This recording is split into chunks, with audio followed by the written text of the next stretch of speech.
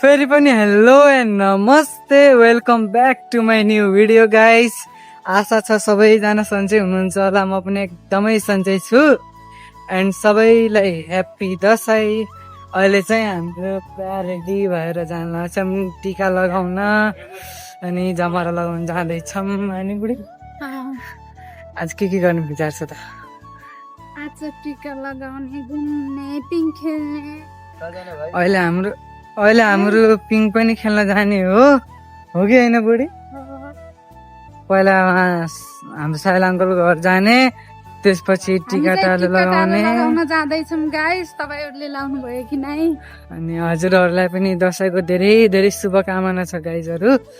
अनि दसैँ राम्ररी मनाउनु होला, इन्जोय गर्नु होला, हो कि होइन? हो, हामी चाहिँ सत्यकै छैनौँ गाइस। हेर्नु न यहाँ, त्यत्तिकै कपडा मात्रै लगाएर हिँडिरहेको छु म चाहिँ। उतै सत्किने भनेर अङ्कलको घरमा।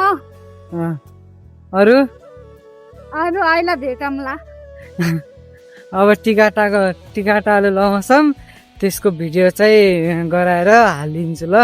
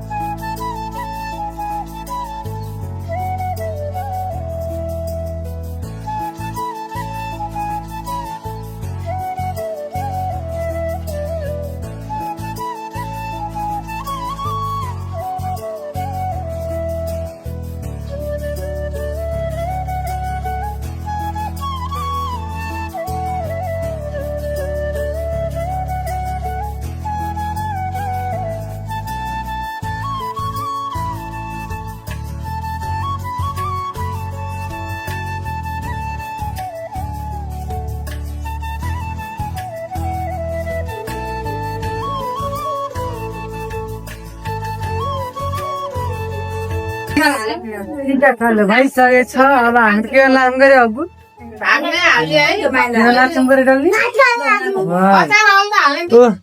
खाने कार्यक्रम चलिरहेको छ। अब खाना खाएर त्यसपछि भ्लग बनाउने गाइस। खाना खाँदै हुनुहुन्छ उहाँहरूले चाहिँ।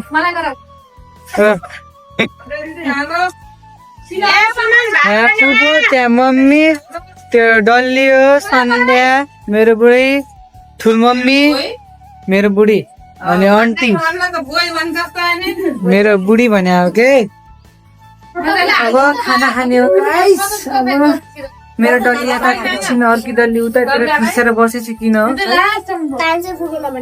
सो फाइनली गाइस,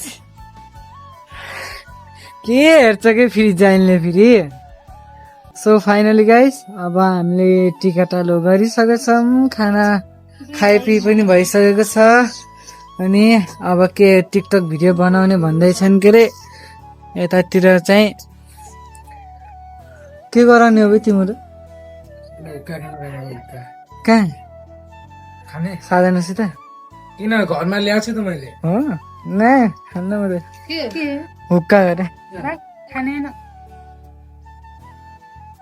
टिकटक बनाउन लाग्नु भएछ गाइसले।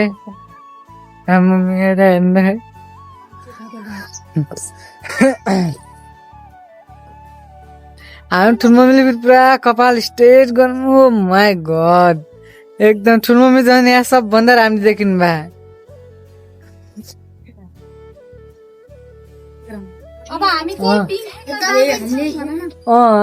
के हाल्ने त?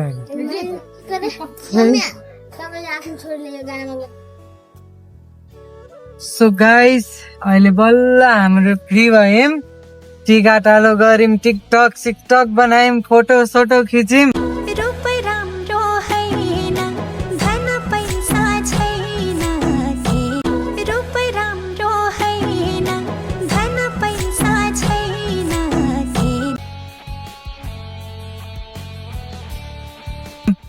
अनि बल्ल फ्री भएर अहिले जाँदैछौँ हाम्रो आफ्नो होटल। अनि त्यहाँदेखि फेरि चोकतिर जान्छौँ। फलफुलहरू लग्नु पर्यो यहाँ हाम्रो म्याडमको घरतिर जानु परेन माइततिर मेरो ससुरालतिर जानु पर्यो त्यही भएर अहिले एयरपोर्ट चोकतिर जान लाग्छौँ अनि फलफुलहरू किन्छौँ फेरि फर्किने बेला एकछिन होटलमा बस्छौँ त्यहाँदेखि अनि सिधै जाने हो ससुराली अनि यहाँ पुगिसकेपछि म भिडियो बनाउँछु न गाइस पिङमा एकछिन सो गाइस हिजो चाहिँ धेरै काम पर्यो होइन भिडियो बनाउने पाएन भिडियो बनाउने टाइम नै पाइएन कहिले यता गरेछौँ कहिले उता गरेछौँ झन् चार्जर पनि स्विच अफ गराउन लागेको थियो त्यही भइकन पनि अनि भिडियो बनाउन पाएन हिजो चाहिँ अब चाहिँ हामी आन्टीको जाँदैछौँ अहिले देखाउँछौँ आन्टीहरू पुगेपछि अब हामी जान लाग्छौँ आन्टीको घर टिका उहाँ त अब टिका लगाउनु मिल्दैन पुगेपछि अनि गाइस हिजो भिडियो हाल्ने भनिरहेको थियौँ टाइम पाइएन अनि हिजो हाम्रो सासु आमाको पनि बर्थडे थियो कि त्यही भएर उतैतिर गयौँ अनि भिडियो बनायौँ के अरे हाल्न चाहिँ पाइएन आज हाल्छु भनेर भिडियो बनाइरहेको छु फेरि अनि अहिले चाहिँ हाम्रो यहाँ पिङ खेल्न आएछ मेरो बुढीले पिङ खेल्ने भन्थिन् त्यही भएर पिङ खेल्न लाग्छौँ के अरे अहिले अस्ति पुरा त्यो उ गरेर होला नि त फुत्का होला नि फेरि आउँछ नि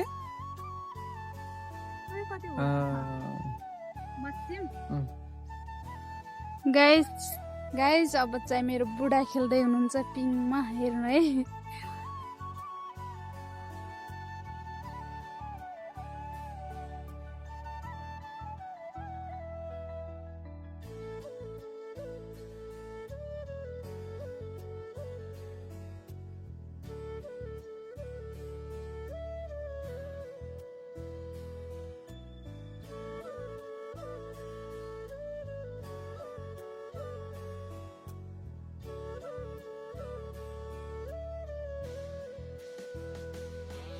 गाइस पिङ खेलेर भइसकेको छ अब हामी जाँदैछौँ दोकानको सामान किन्न अनि होइन सानो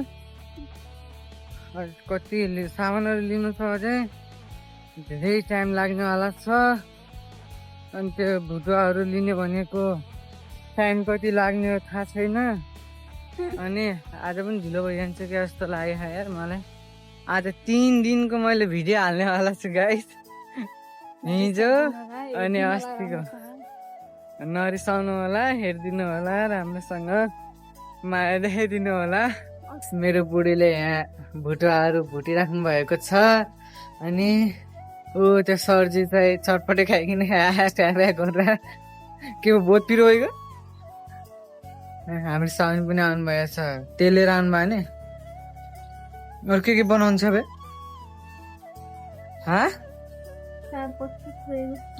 के बनाउनु छ भनेको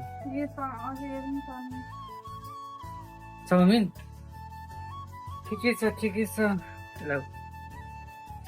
20 रुपियाँ बाबु 20 रुपियाँ देऊ 20